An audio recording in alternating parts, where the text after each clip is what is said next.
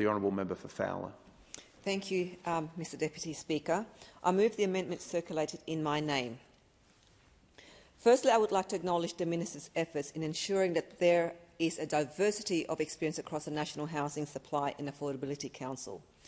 I agree with the Minister that we should have a board with diverse skills and experience, but it must also have people with first-hand experience of the community in social housing.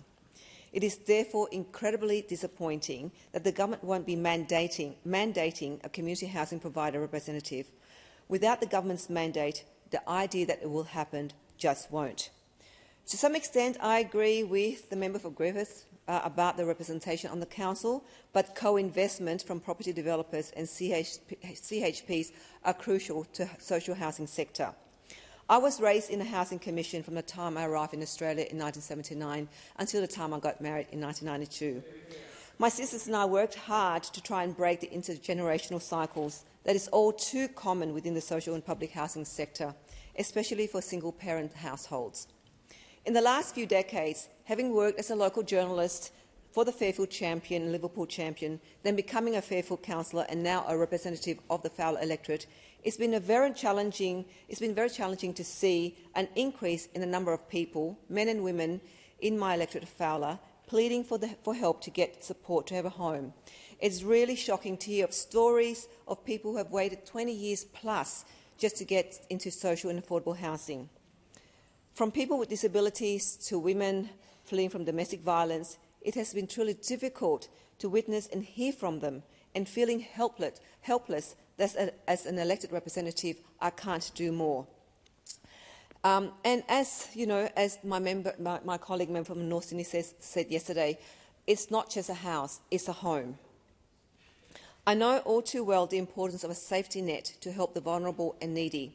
So I commend the work the Minister is doing and having the ambitious aim to create 30,000 homes in 5 years. However, the Council, which is supposed to advise the Minister on the housing needs of the country, needs to also be representative of the people that they are serving.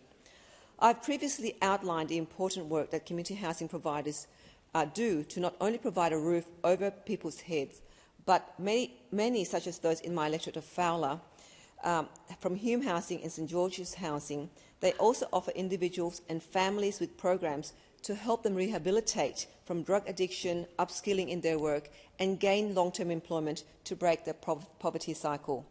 That's why I strongly urge the government to have people on the board who have had first-hand experience of social and affordable housing, and to mandate a community housing provider representative who has an on-the-ground experience of what it's like to run such services and programs. We don't want just men in suits from highly affluent suburbs who are networked and connected to the establishment to be the only ones shaping and informing the Minister's ideas and thinking. These so-called experts will only be experts at knowing what to say, how to present themselves, and will be so detached from what's happening on the ground to be making decisions that affect the vulnerable.